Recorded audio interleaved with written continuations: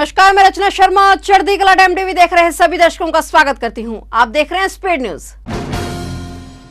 सिखों के 5वें गुरु श्री गुरु अर्जुन देव जी की शहादत अतुलनीय है। मानवता के सच्चे सेवक, धर्म के रक्षक, शांत और गंभीर स्वभाव के मालिक श्री गुरु अर्जुन देव जी के अपने युग के सर्वमान्य लोकनायक थे। वे दिन रात संगत की सेवा में लगे रहते थे और उनके मन में सभी धर्मों के प्रति अथाह प्रेम था। आज उन्हीं श्री गुरु अर्जुन देव जी का शहीदी दिवस है। मुख्यमंत्री भगवंत मान ने ट्वीट कर श्री गुरु अर्जुन देव जी के शहादत दिवस के अवसर पर उन्हें नमन किया। उन्होंने लिखा कि पंचम पातशाह साहिब श्री गुरु अर्जुन देव जी, जिन्होंने अपना पूरा जीवन ईश्वर की भक्ति और विनम्रता में बिताया, आइए गुरु साहिब जी के जीवन में मार्गदर्शन ले। और आज गुरु साहिब जी के शहादत दिवस के अवसर पर गुरु के चरणों में कोटि कोटि नमन।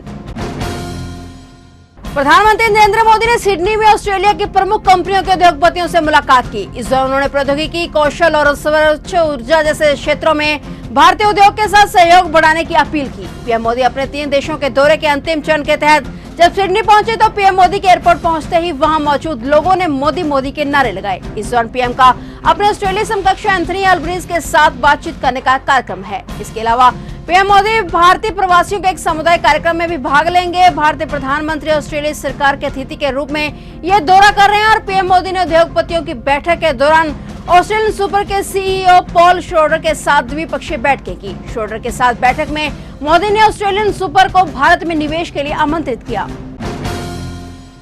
गुआना में एक बोर्डिंग स्कूल के छात्रावास में आग लगने से कम 19 विद्यार्थियों की मौत हो गई तथा कई अन्य झुलस गए हैं। मृतकों में ज्यादातर लड़कियां हैं। राष्ट्रपति इरफान अली ने कहा कि यह भयानक घटना है, दुखद है और यह दर्दनाक है। उन्होंने कहा कि सरकार घायलों के उपचार के लिए हर संभव कदम उठा रही है। वहीं पुलिस आग लगने की वजह का पता लगाने में जुटी हुई है। जानकारी मुताबिक यह घटना राजधानी जॉर्ज टाउन से करीब 320 किलोमीटर दूर दक्षिण पश्चिमी सीमावर्ती शहर मेहदिया में एक माध्यमिक स्कूल के छात्रावास इमारत में हुई। अधिकारियों ने शुरुआत में बताया कि 20 विद्यार्थियों की मौत हुई है, लेकिन बाद में उन्होंने 19 लोगों के मारे जाने की सूचना दी और कई अन्य घायल बताए हैं। विभाग ने बताया कि 14 विद्यार्थियों की मौके पर ही मौत हो गई और 5 अन्य की एक स्थानीय अस्पताल में मौत हो गई। वहीं राष्ट्रीय सुरक्षा सलाहकार गेराल्ड गोविया ने बताया कि स्कूल में ज्यादातर 12 से 18 साल की उम्र के स्वदेशी मूल के बच्चे पढ़ते हैं।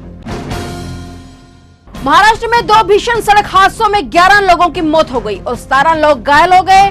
बुलडाना में एक बस और ट्रक की टक्कर में 6 लोगों की मौत हो गई और 10 लोग घायल हो गए, जबकि एक ट्रक ने अमरावती में एक कार को टक्कर मार दी, जिसमें एक ही परिवार के 5 सदस्यों की जान चली गई और 7 लोग घायल हो गए। मरने वालों में एक ही परिवार के 5 सदस्य शामिल हैं। बताया गया कि बुलडाना में मंगलवार सुबह राज्य परिवहन निगम की बस और कंटेनर ट्रक के बीच टक्कर में कम से कम 6 लोगों की मौत हो गई और 10 अन्य घायल हो गए, पुलिस ने जानकारी दी।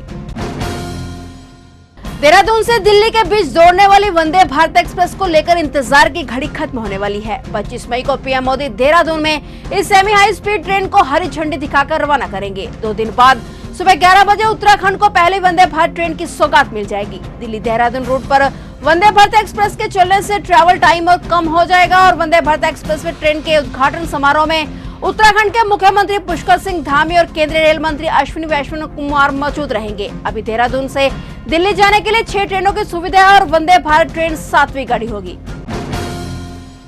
हरियाणा के ओलंपिक चैंपियन नीरज चोपड़ा ने वर्ल्ड एथलेटिक्स द्वारा जारी जेवलिन थ्रो रैंकिंग में पहला स्थान हासिल कर लिया है। करियर में पहली बार वे वर्ल्ड के नंबर 1 खिलाड़ी बन गए हैं। चोपड़ा 1455 अंकों के साथ सबसे आगे हैं। वे ग्रेनाडा के वर्ल्ड चैंपियन एडर्सन पीटर्स से 22 अंक आगे हैं और टोक्यो ओलंपिक में सिल्वर पदक जीतने वाले चेक गणराज्य के जैकब वर्ल्डेजवर्ग 1416 अंकों के साथ तीसरे स्थान पर रहे। 25 साल के नीरज चोपड़ा पिछले साल 30 अगस्त को वर्ल्ड रैंकिंग में दूसरे स्थान पर पहुंच गए थे, लेकिन उनके बाद से पीटर को पछाड़ नहीं पाए थे और अब नीरज चोपड़ा ने मौजूदा सीजन की शुरुआत बेहतरीन अंदाज में की है। वे अब 4 जून को नीदरलैंड में फैनी ब्लैंकर्स कोएन गेम्स में हिस्सा लेंगे।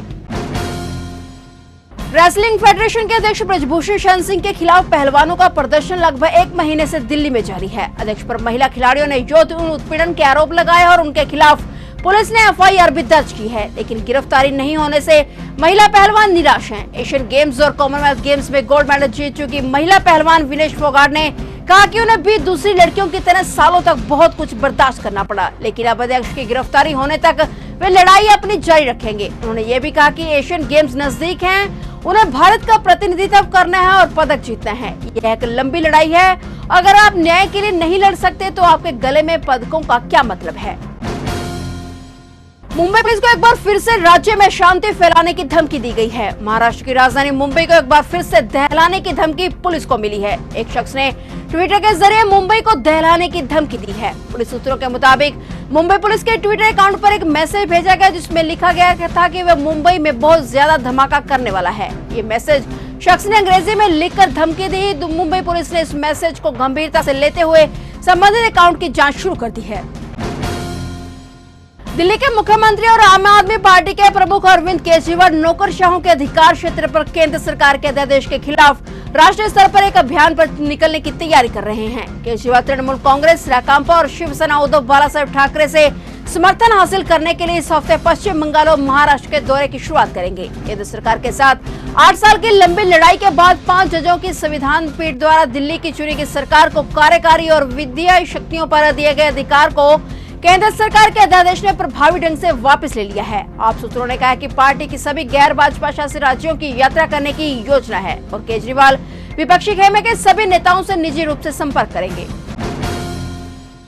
वारिस पंजाब के जथेबंदी के प्रमुख अमृतपाल सिंह के मामले में थाना खिलचिया की पुलिस ने अमृतपाल के साथियों के खिलाफ माननीय जिलाधिकारी विक्रमदीप सिंह के बाबा बकाला साहिब अदालत में चालान पेश किया है। इस केस की अगली पेशी 29 मई को है, जिसमें अन्य प्रत्याशियों की पेशी के बाद गवाही शुरू होगी। इस मामले में अमृतपाल सिंह, हरजीत सिंह और पप्पलप्रीत सिंह एनएसए के तहत डिब्रूगढ़ जेल असम में होने के कारण उनका चालान पेश नहीं किया जा सका और यह चालान खिलचिया थाने में दर्ज नंबर 26 एफआईआर मामले में पेश किया गया है। एफआईआर में कहा गया कि जब पुलिस ने अमृतपाल सिंह के काफिले को रोकने की कोशिश की तो उन्होंने पुलिस का सहयोग करने की बजाय काफिले को खदेड़ दिया और पुलिस पर हमला करने की कोशिश की। इस मामले में कुल 12 लोगों के खिलाफ चालान पेश किया गया है।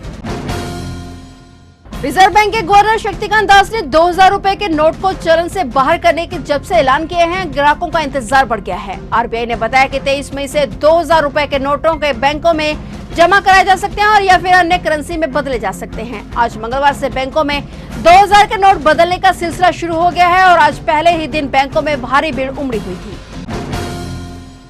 हिमाचल प्रदेश की राजधानी शिमला में सड़क हादसा हुआ है। यहाँ एक कार पब्बर नदी में गिरने से 3 युवकों की मौत हो गई, जबकि 2 घायल हो गए। सभी युवक शादी के फंक्शन से लौट रहे थे। हादसे के कारणों का पता नहीं चल पाया। पुलिस मामले की जांच कर रही है। शिमला से 100 किलोमीटर दूर रोडू जिड़गांव सड़क मार्ग पर यह हादसा हुआ। घायलों को नजदीकी रोडू अस्पताल में भर्ती किया गया है। कार में सवार युवक रामपुर से शादी समारोह के लिए जांगला के लिए जा रहे थे।